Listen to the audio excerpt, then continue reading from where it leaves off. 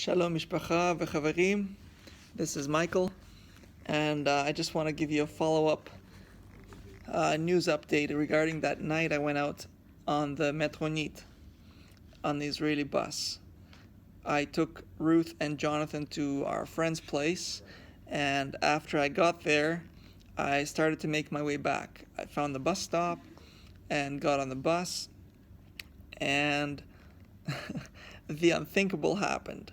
As I'm riding on the bus, minding my own business, just reading something on my phone, I noticed there was a bit of commotion on the bus.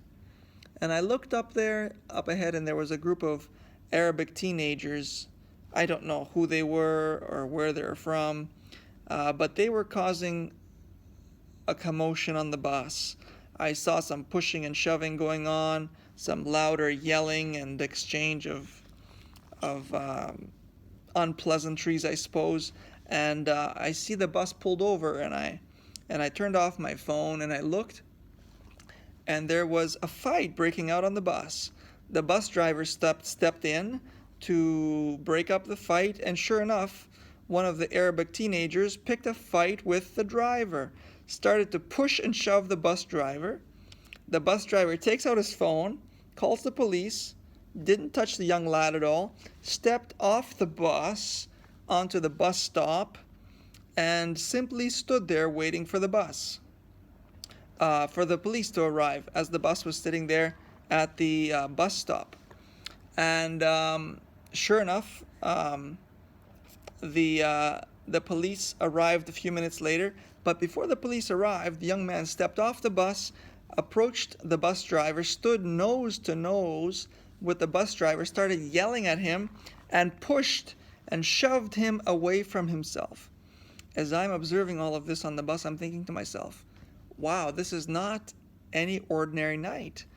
And I started to pray in the Spirit and just look at the situation through the eyes of the Spirit, and I saw something, and it was very interesting.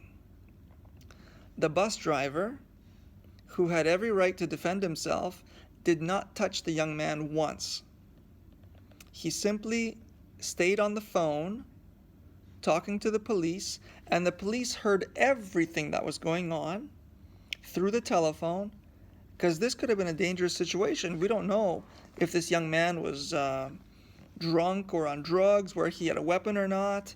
Who knows? This could have escalated very quickly.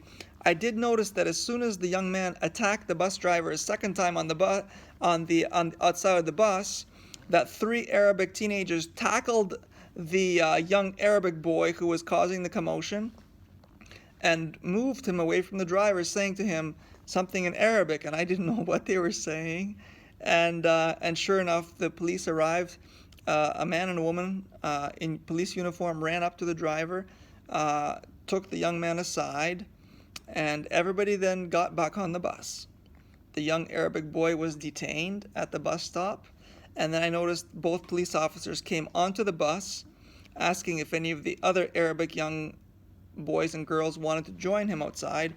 All of a sudden, there was peace and calm on the bus. Everything was very quiet, very well behaved, and the bus driver started up the bus, and we kept going. So that was my adventure of the night. Very interesting. And as I was reflecting on that experience, I was thinking why the bus driver was so cool, calm, and collected. And apparently I was told later that many terrorist acts have been committed against people who are public servants, people who are bus drivers. If they ever retaliate once, even to the slightest bit, they get attacked, beaten, stabbed, and worse. And this bus driver, I'm sure he was shaking in his boots, so to speak, but he was also very calm and very collected. He appeared that way. And as soon as the police arrived, all of a sudden the scenario changed, and everybody was on the bus, very quiet, very civil again. And whoever was causing the commotion this boy was taken off the bus, as were some other young people, but I think Just the one boy was detained eventually. And the kid didn't look a day over 15 or 16 years old. Somebody later told me that he was drunk and he had no idea what he was doing except that he was detained and held accountable for his actions. So shalom shalom from Haifa, never a dull moment, as we say, and blessings to you. Thank you for your prayers, for your love. Shalom shalom.